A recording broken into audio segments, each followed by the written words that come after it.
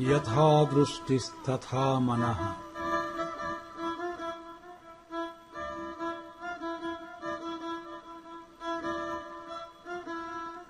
यथा मनस्तथा भावः।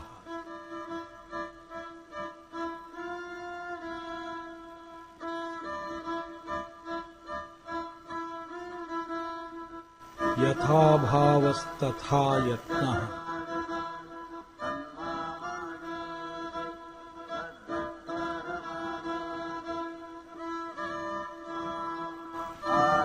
यथा यत्नस्तथा फलम्।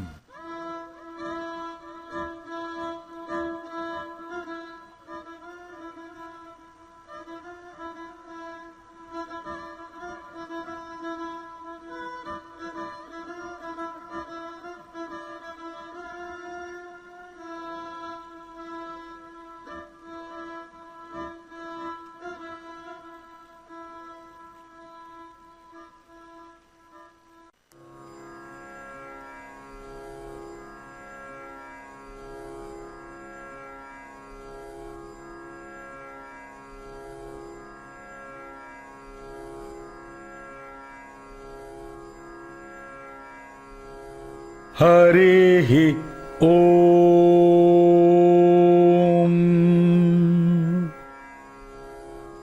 अथ श्रीमद्भगवद्गीता अथ प्रथमोऽध्यायः। अर्जुन विषादयोगः। धृतराष्ट्र उवाच धर्मक्षेत्रे कुरुक्षेत्रे समवेतायुयुत्सवः।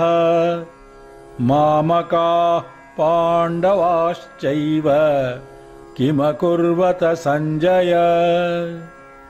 धृतराष्ट्र उवाच धर्मक्षेत्रे कुरुक्षेत्रे समवेतायुयुत्सवः। मामकाः पाण्डवाश्चैव किमकुर्वत सञ्जय। सञ्जय उवाच दृष्ट्वा तु पाण्डवानीकं व्यूढं दुर्योधनस्तदा आचार्यम् उपसंगम्य राजा वचनमब्रवीत्। सञ्जय उवाच दृष्ट्वा तु पाण्डवानीकं व्यूढं दुर्योधनस्तदा आचार्यम् उपसंगम्य राजा वचनमब्रवीत्। पश्यैतां पाण्डुपुत्राणाम् आचार्य महतीं चमूं व्यूढां द्रुपदपुत्रेण तव शिष्येण धीमता। पश्यैतां पाण्डुपुत्राणाम् आचार्य महतीं चमूं व्यूढां द्रुपदपुत्रेण तव शिष्येण धीमता। अत्र शूरा महेश्वासा भीमार्जुनसमायुधि युयुधानो विराटश्च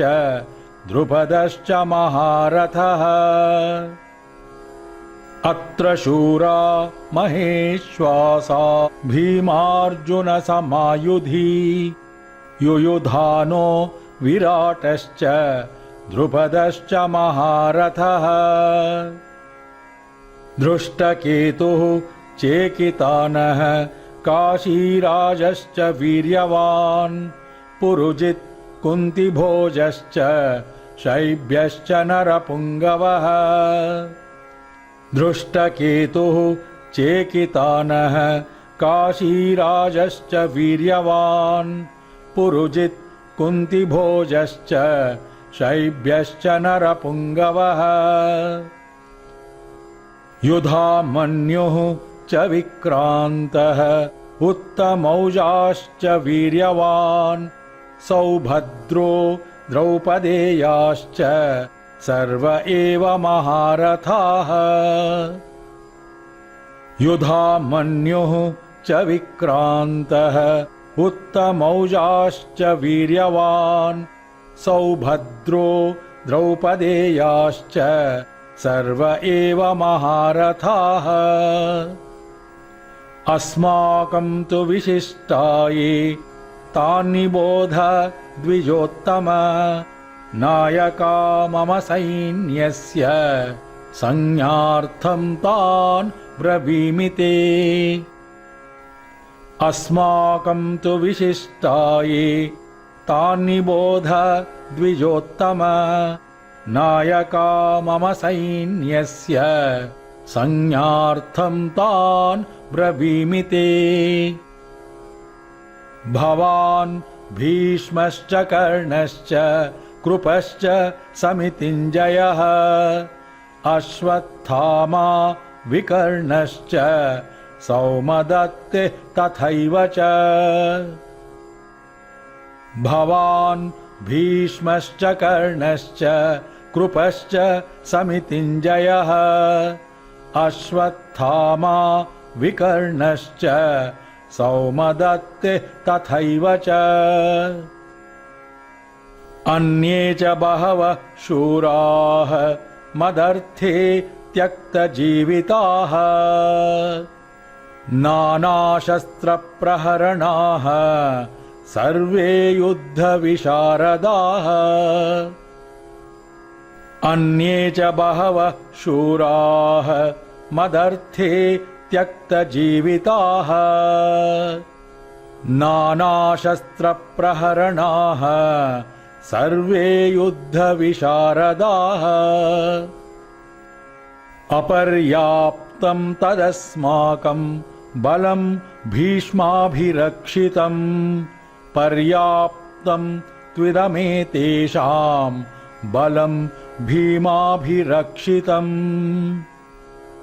अपर्याप्तं तदस्माकं बलं भीष्माभिरक्षितं पर्याप्तं त्विदमेतेषां बलं भीमाभिरक्षितम् अयनेषु च सर्वेषु यथा भागमवस्थिताः भीष्ममेवाभिरक्षन्तु भवन्तः सर्व एव हि अयनेषु च सर्वेषु यथा भागमवस्थिताः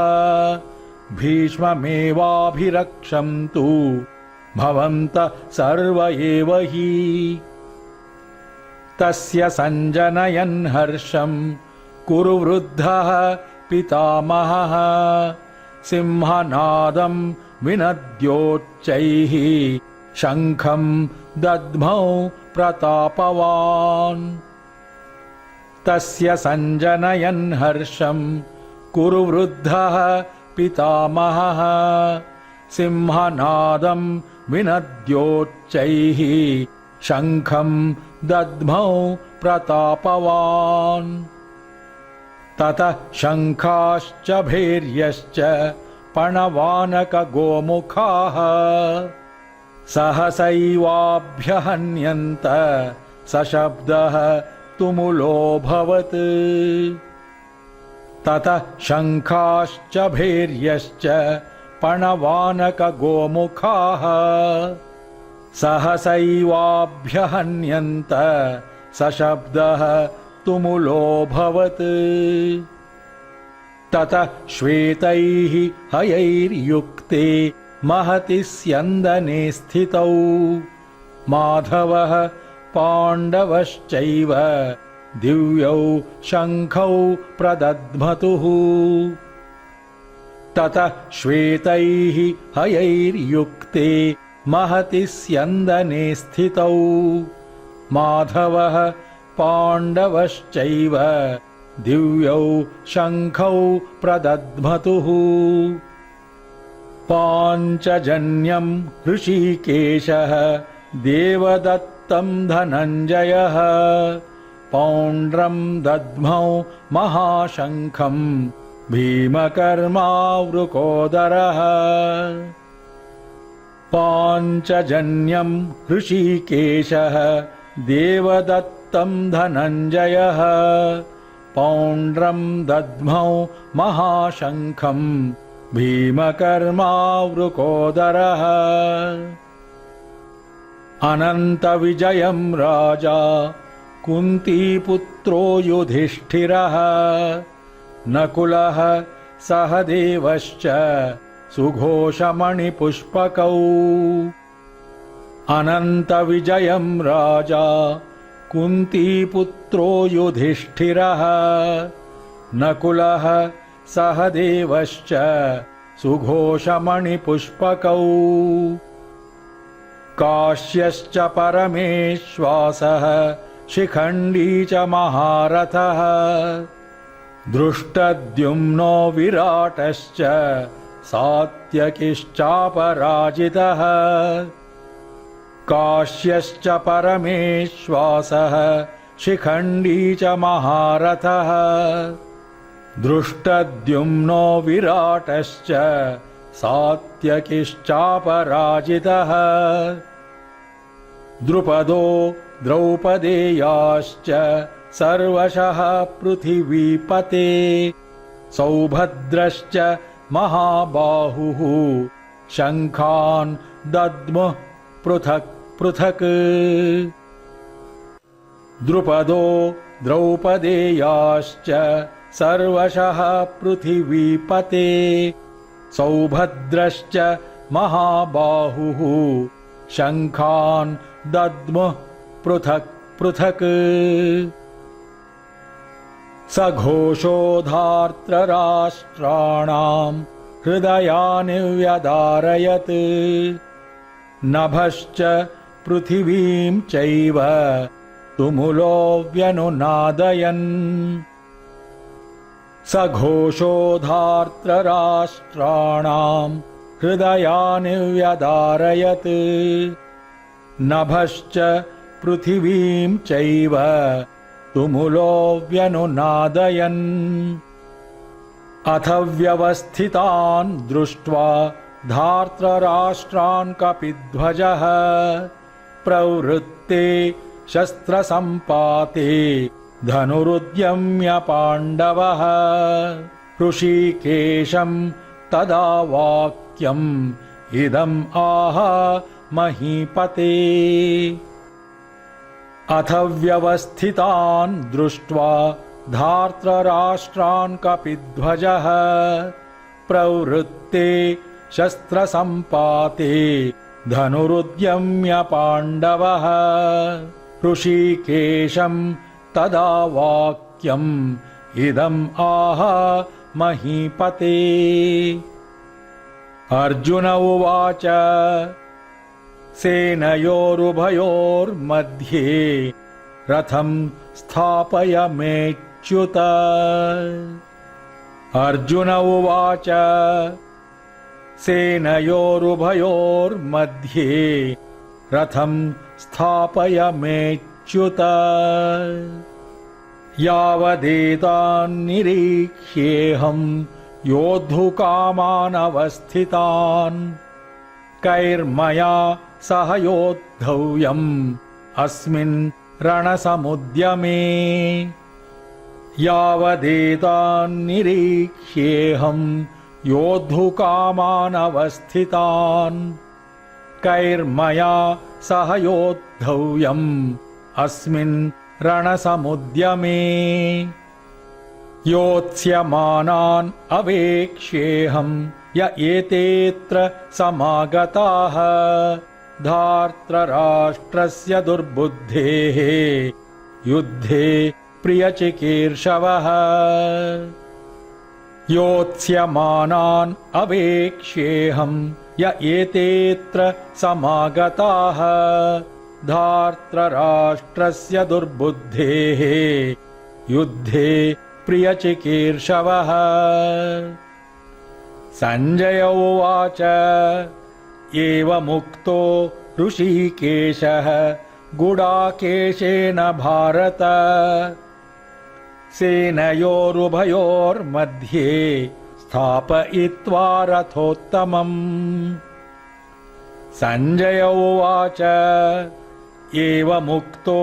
ऋषिकेशः गुडाकेशेन भारत सेनयोरुभयोर्मध्ये स्थापयित्वा रथोत्तमम् भीष्मद्रोणप्रमुखतः सर्वेषां च महीक्षिताम् उवाच पार्थ पश्यैतान् समवेतान् कुरुनिति भीष्मद्रोणप्रमुखतः सर्वेषां च महीक्षिताम् उवाच पार्थ पश्यैतान् समवेतान् कुरुनिति तत्रापश्यत् स्थितान् पार्थः पितॄनथ पितामहान् आचार्यान् मातुलान् भ्रातॄन् पुत्रान् पौत्रान् सखींस्तथा श्वशुरान् सुहृदश्चैव सेनयोरुभयोरपि तत्रापश्यत् स्थितान् पार्थः पितॄनथ पितामहान् आचार्यान् मातुलान् भ्रातॄन् पुत्रान् पौत्रान् सखींस्तथा श्वशुरान् सुहृदश्चैव सेनयोरुभयोरपि तान् समीक्ष्य स कौन्तेयः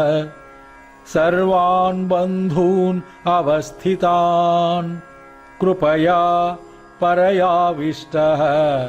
विषेदन्निदमब्रवीत् तान् समीक्ष्य स कौन्तेयः सर्वान् बन्धून् अवस्थितान् कृपया परयाविष्टः विषेदन्निदमब्रवीत् अर्जुन उवाच दृष्ट्वेमं स्वजनं कृष्ण युयुत्सुं समुपस्थितम् अर्जुन उवाच दृष्ट्वेमं स्वजनं कृष्ण युयुत्सुं समुपस्थितम् सीदन्ति मम गात्राणि मुखं च परिशुष्यति वेपथुश्च शरीरे मे रोमहर्षश्च जायते सीदन्ति मम गात्राणि मुखं च परिशुष्यति वेपथुश्च शरीरे मे रोमहर्षश्च जायते गाण्डीवं स्रंसते हस्तात् त्वक् चैव परिदह्यते न च शक्नोमि अवस्थातुं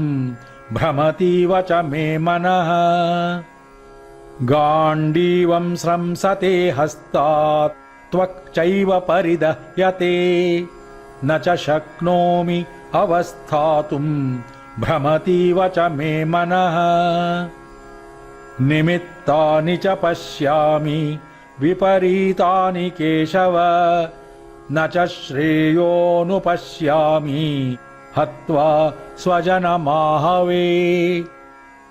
निमित्तानि च पश्यामि विपरीतानि केशव न च श्रेयोनुपश्यामि हत्वा स्वजनमाहवे न काङ्क्षे विजयं कृष्ण न च राज्यं सुखानि च किं नो राज्येन गोविन्द किं भोगैर्जीवितेन वा न काङ्क्षे विजयं कृष्ण न च राज्यं सुखानि च किं नो राज्येन गोविन्द किं भोगैर्जीवितेन वा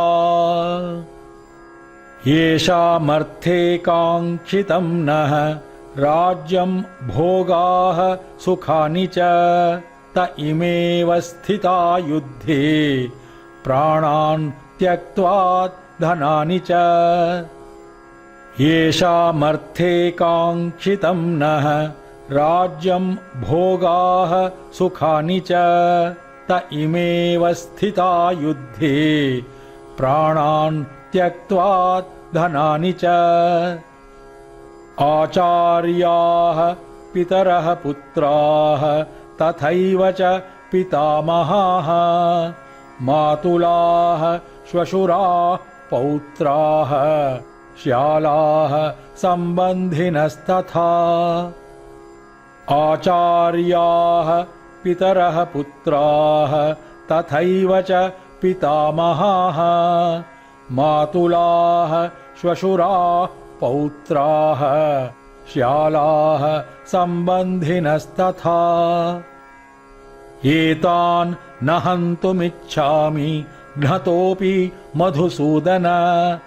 अपि त्रैलोक्यराज्यस्य हेतो किं नो मही कृते एतान् न हन्तुमिच्छामि घ्नतोऽपि मधुसूदन अपि त्रैलोक्यराज्यस्य हेतो किं नो मही कृते निहत्य धार्तराष्ट्रान्नः का प्रीतिः स्याज्जनार्दन पापमेवा आश्रयेदस्मान् हत्वैतान् आततायिनः निहत्य धार्तराष्ट्रान्नः का प्रीतिः स्याज्जनार्दन पापमेवा आश्रयेदस्मान् हत्वैतान् आततायिनः तस्मान्नार्हा वयं हन्तुं धार्तराष्ट्रान् स्वबान्धवान् स्वजनं हि कथं हत्वा सुखिनः स्याम माधव तस्मान्नार्हा वयं हन्तुं धार्तराष्ट्रान् स्वबान्धवान् स्वजनं हि कथं हत्वा सुखिनः स्याम माधव यद्यप्येते न पश्यन्ति लोभोपहतचेतसः कुलक्षयकृतं दोषं मित्रद्रोहे च पातकम् यद्यप्येते न पश्यन्ति लोभोपहतचेतसः कुलक्षयकृतं दोषं मित्रद्रोहे च पातकम् कथं न ज्ञेयमस्माभिः पापात् अस्मात् निवर्तितुं कुलक्षयकृतं दोषं प्रपश्यद्भिर्जनार्दन कथं न ज्ञेयमस्माभिः पापात् अस्मात् निवर्तितुं कुलक्षयकृतं दोषं प्रपश्यद्भिर्जनार्दन कुलक्षये प्रणश्यन्ति कुलधर्माः सनातनाः धर्मे नष्टे कुलं कृष्ण्यम् अधर्मः अभिभवत्युत कुलक्षये प्रणश्यन्ति कुलधर्माः सनातनाः धर्मे नष्टे कुलं कृष्ण्यम् अधर्मः अभिभवत्युत अधर्माभिभवात् कृष्ण प्रदुष्यन्ति कुलस्त्रियः स्त्रीषु दुष्टासु वार्ष्णेय जायते वर्णसंकरः अधर्माभिभवात् कृष्ण प्रदुष्यन्ति कुलस्त्रियः स्त्रीषु दुष्टासु वार्ष्णेय जायते वर्णसंकरः संकरो नरकायैव कुलघ्नानां कुलस्य च पतन्ति पितरो ह्येषां लुप्तपिण्डोदकक्रियाः संकरो नरकायैव कुलघ्नानां कुलस्य च पतन्ति पितरो ह्येषां लुप्तपिण्डोदकक्रियाः दोषैः एतैः कुलघ्नानां वर्णसंकरकारकैः उत्साद्यन्ते जातिधर्माः कुलधर्माश्च शाश्वताः दोषैः एतैः कुलघ्नानां वर्णसङ्करकारकैः उत्साद्यन्ते जातिधर्माः कुलधर्माश्च शाश्वताः उत्सन्नकुलधर्माणां मनुष्याणां जनार्दन नरके नियतं वासः भवति इति अनुशुश्रुम उत्सन्नकुलधर्माणां मनुष्याणां जनार्दन नरके नियतं वासः भवति इति अनुशुश्रुम अहो बत महत्पापं कर्तुं व्यवसिता वयं यत्राज्यसुखलोभेन हन्तुं स्वजनमुद्यताः अहो बत महत्पापं कर्तुं व्यवसिता वयं यत्राज्यसुखलोभेन हन्तुं स्वजनमुद्यताः यदि माम् अप्रतीकारम् अशस्त्रं शस्त्रपाणयः धार्तराष्ट्राः रणे हन्युः तत्मे क्षेमतरं भवेत्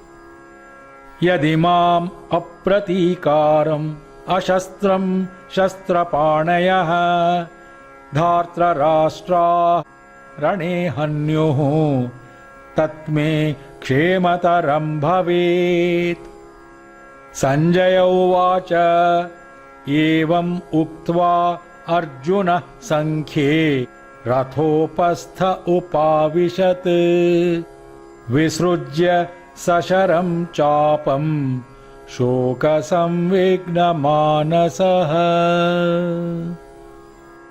संजय उवाच एवम् उक्त्वा अर्जुनः संख्ये रथोपस्थ उपाविशत् विसृज्य सशरं चापं शोकसंविघ्नमानसः